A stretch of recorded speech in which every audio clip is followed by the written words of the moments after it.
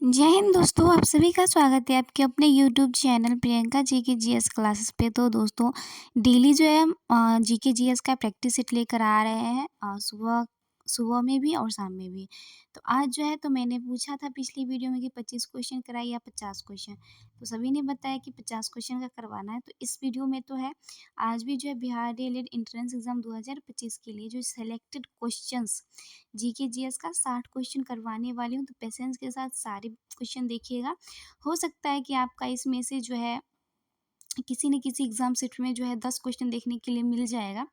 मैं ये नहीं कहती हूँ कि आपके शिफ्ट में ही मिलेगा, लेकिन डीएलएड के जो बहुत सारे शिफ्ट होते हैं उसमें इसमें से 10 क्वेश्चन ज़रूर रह सकते हैं, क्योंकि सारे क्वेश्चन बहुत बहुत बहुत ज़्यादा इम्पोर्टेंट है।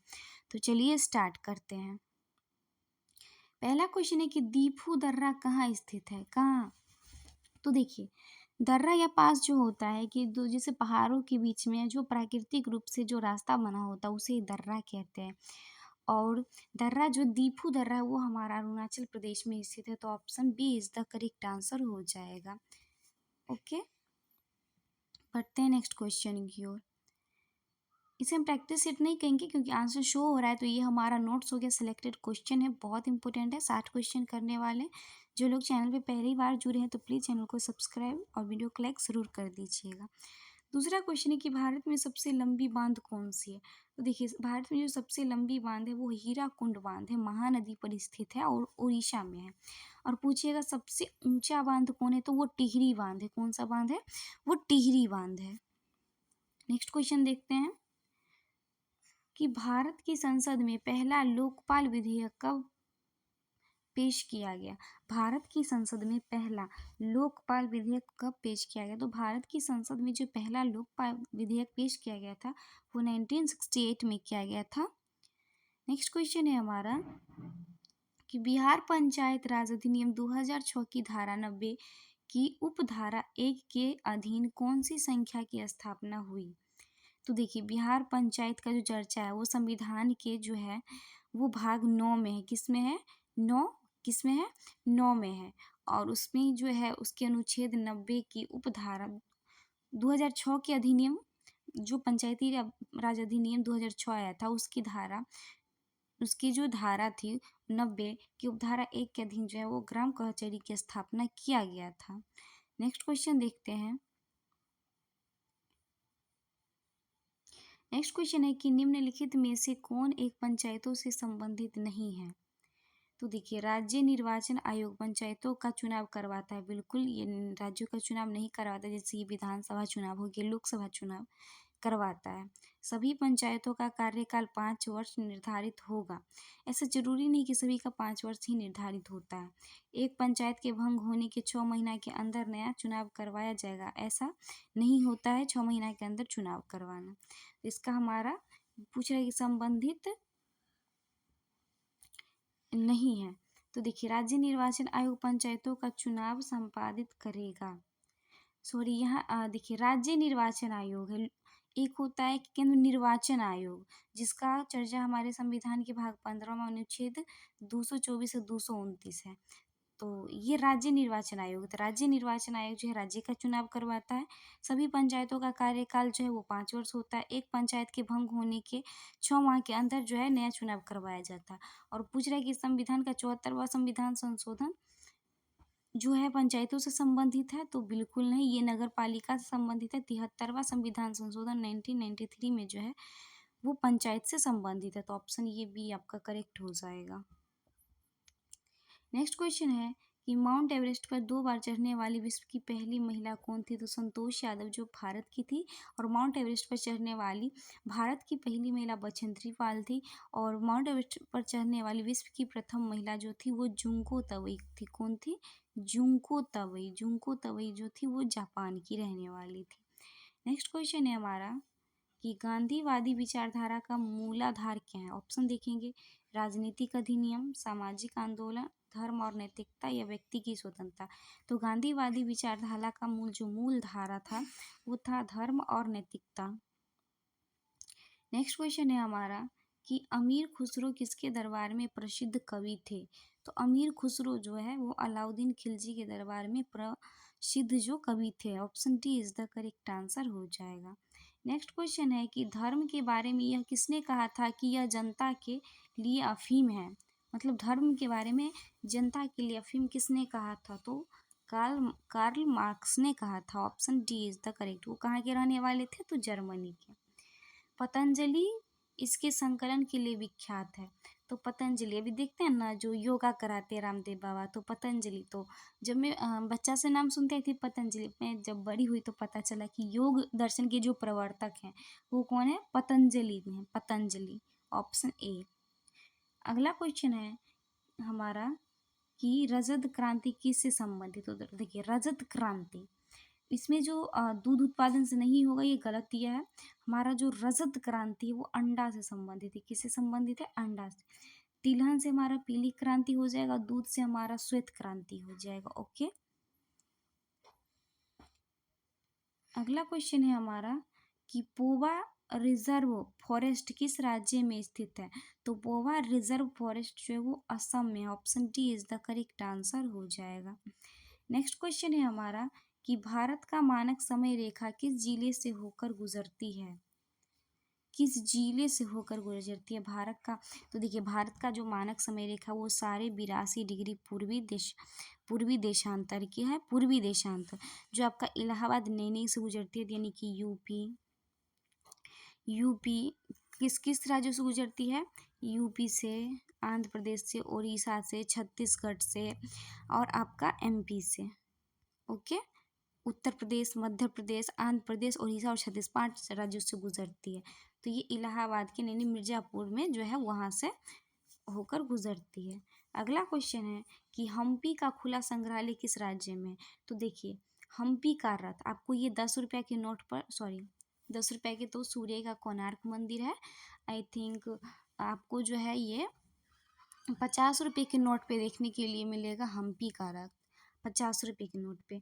और ये कर्नाटक राज्य में, कहाँ है, कर्नाटक राज्य में। अगला क्वेश्चन है अभी विजयनगर साम्राज्य जो आप पढ़े होंगे इतिहास में, विजयनगर साम्राज्य उसकी राजधानी कहाँ थी, हम्पी थी। कहाँ थी, हम्पी। और ये किस राज्य में, कर्नाटक राज्य में।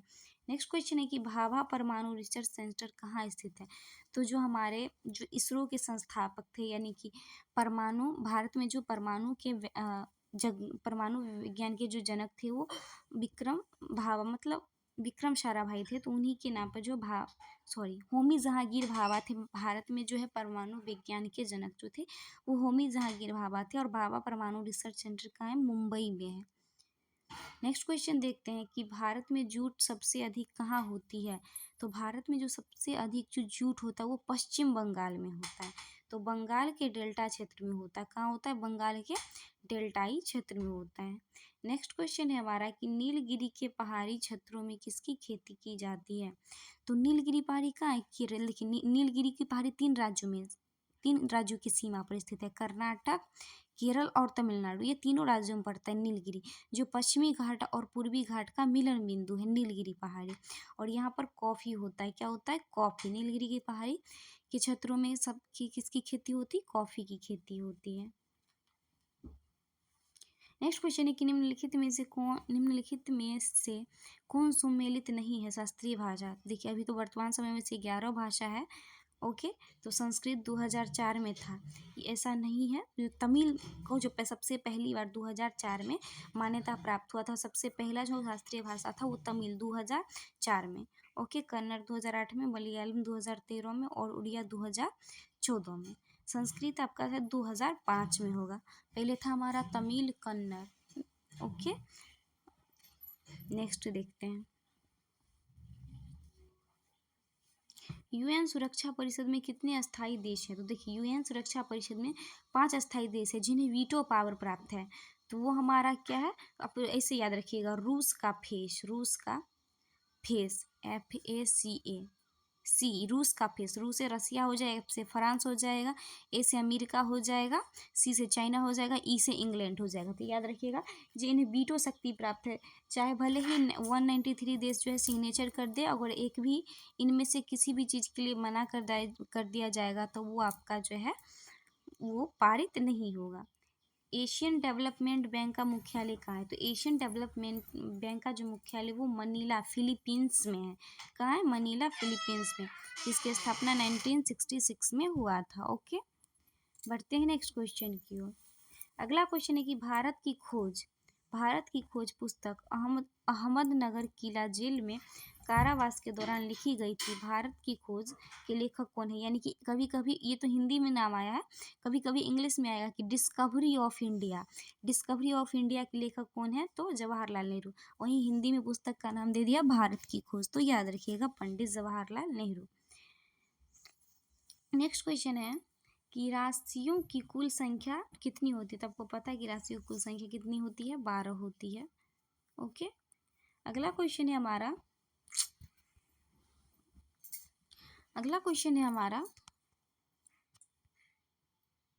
कि कौन सा रिटायर्ड आईसीएस अधिकारी भारतीय राष्ट्रीय कांग्रेस के 1885 में संगठन में शामिल रहा?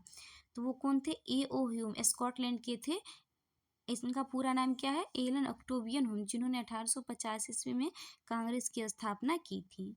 नेक्स्ट क्वेश्चन है हमारा कि तमस उपन्यास के लेखक कौन थे? तो तमस उपन्यास के जो लेखक थे वो भीष्म सहनी थे। कौन थे?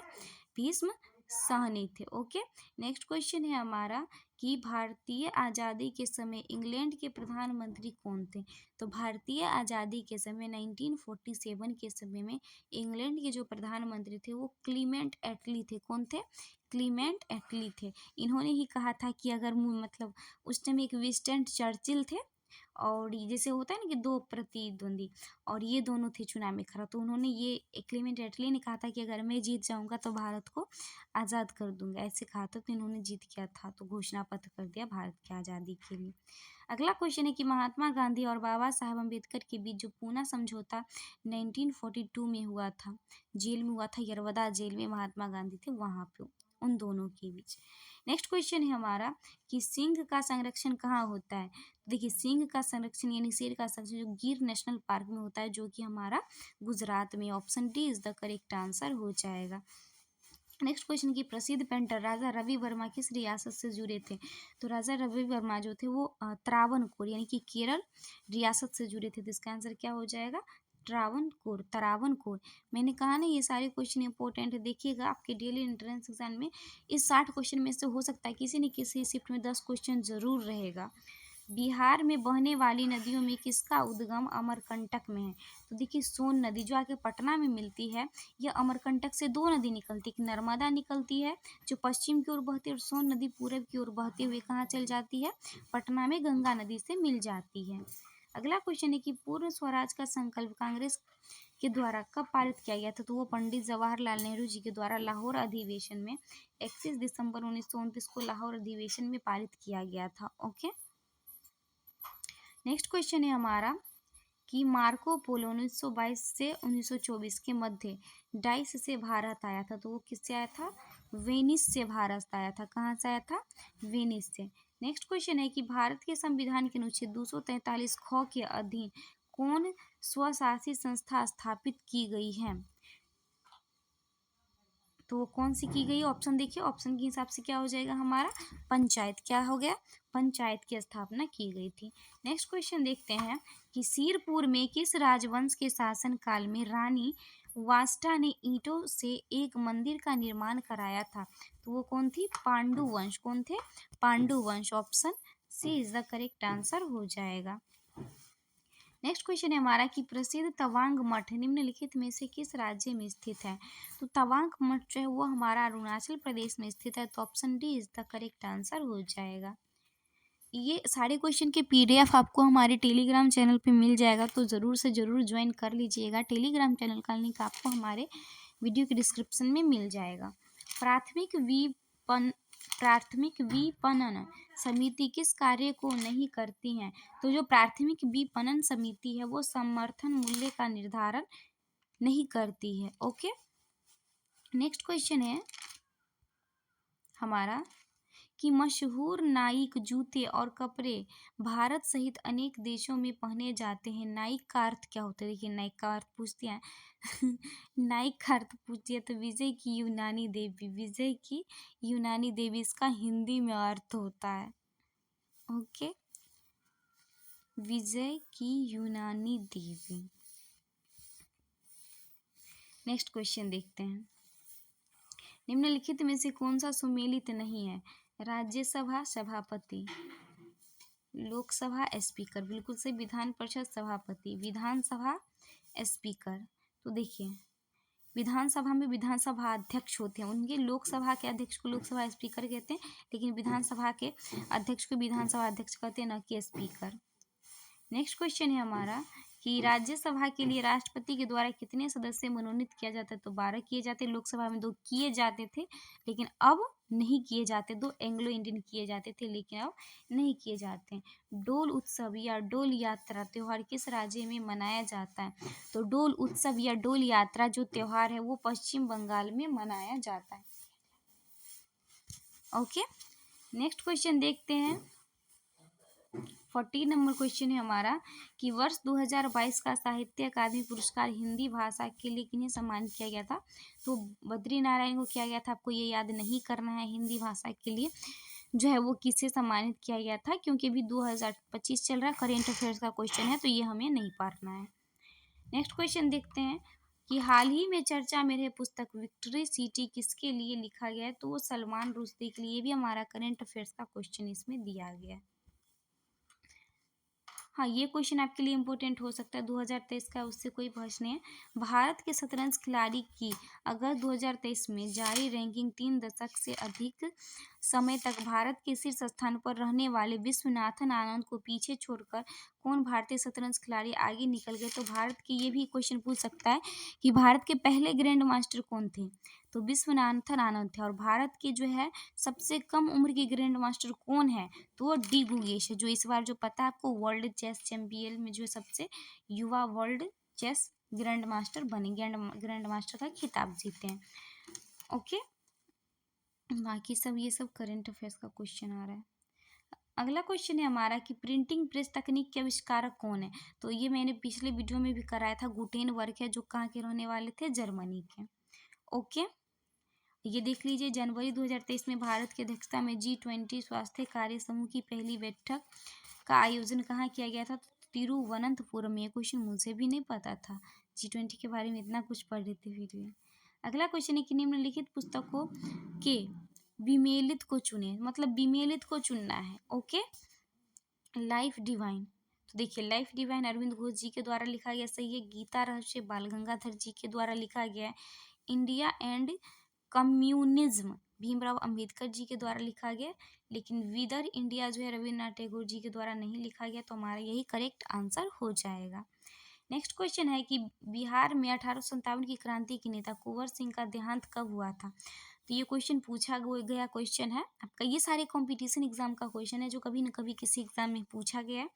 तो 26 अप्रैल 1858 ईस्वी को उनकी जो है मृत्यु हो गई थी। नेक्स्ट क्वेश्चन है हमारा कि राजकुमार शुक्ल किस गांव के निवासी थे? तो राजकुमार शुक्ल जो थे है वो मुरली भरहवा के निवासी थे। Option C is the correct answer. Rajkumar Shukla आप जानते हैं क्या होगा? ये पश्चिमी चंपारण में जो आपका चंपारण सत्याग्रह 1917 में हुआ था, तो इन्हीं के द्वारा ना जो महात्मा गांधी जी को बुलाया गया था सत्याग्रह की, उनको परेशानी बताया, तो महात्मा गांधी जी ने वहाँ पहला सत्याग्रह किया था। नेक्स्ट क्वेश्चन है कि सदाकत आश्रम की स्थापना हेतु लगभग 20 एकड़ जमीन किसने दान दिया? तो सबसे पहला क्वेश्चन कि सदाकत आश्रम की स्थापना किसने किया था? तो मजहरुल हक ने। मजहरुल हक ने स्थापित किया था। ओके, तो उन्हीं को जो है सदाकत आश्रम के लिए 20 एकड़ जमीन खैरू मियाँ ने दिया था। किसने दिया था? खैरू मियाँ ने।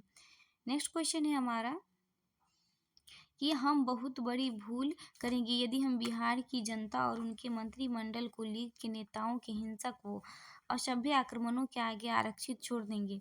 वर्ष 1946 में यह बात किसने कहा था? तो यह बात सरदार पटेल जी ने कहा था। नेक्स्ट क्वेश्चन है हमारा कि एक गतिशील बस में एकाएक ब्रेक लगने से बस सवारी आगे की ओर झुक जाती है, तो ये किस? देखिए, तो वो पहले गति में था और अब क्या आ गया? विराम में। तो न्यूटन के प्रथम नियम में था वो गति का जड़त्व था। किसका जड़त्व था? गति का जड़त्व। और जड़त्व का परिभाषा किससे निकलता है? न्यूटन के प्रथम गति के नियम से। उसने 3 नियम दिए थे ना, तो प्रथम गति के नियम के कारण ऐसा होता है, मतलब ये हो जाएगा गति का जड़त्व। और विराम के जड़त्व में क्या होता है कि हम अचानक से बैठे रहते हैं और जैसे गाड़ी चल पड़ती है तो हम पीछे की ओर हो जाते हैं, तो विराम का जड़त्व हो गया। एक साधारण आवर्धक ग्लास में निम्न में शामिल होता है। तो एक साधारण आवर्धक ग्लास में जो शामिल होता है वो होता है छोटी फोकल लंबाई के उत्तल लेंस होते हैं। ओके, नेक्स्ट क्वेश्चन देखते हैं। आधुनिक आवर्त सारणी आधारित है। देखिए, पहले जो हमारा आवर्त सारणी होता था वो परमाणु द्रव्यमान के आवर्त फलन होते थे, लेकिन वर्तमान में जो मोस्टली आधारित जो आवर्त सारणी जो सजाया हुआ है वो परमाणु संख्या यानी परमाणु क्रमांक के आवर्त फलन है। ओके, नेक्स्ट क्वेश्चन है हमारा कि एल्केन का सूत्र क्या होता है। तो एल्केन का सूत्र होता है CnH2n प्लस 2। एल्कीन का होता है CnH2n। एल्काइन का होता है CnH2n माइनस 2। ओके, तो बढ़ते हैं नेक्स्ट क्वेश्चन की ओर। अगला क्वेश्चन है कि संभारिक परमाणु अणुओं में क्या होता है। तो संभारिक, तो जिसका परमाणु संख्या क्या होता है, समान होता है, और लेकिन परमाणु द्रव्यमान क्या होता है, भिन्न भिन्न होता है। तो न्यूक्लियनों की संख्या समान होती है। नेक्स्ट क्वेश्चन है हमारा कि जल की कठोरता किसकी उपस्थिति के कारण होती है।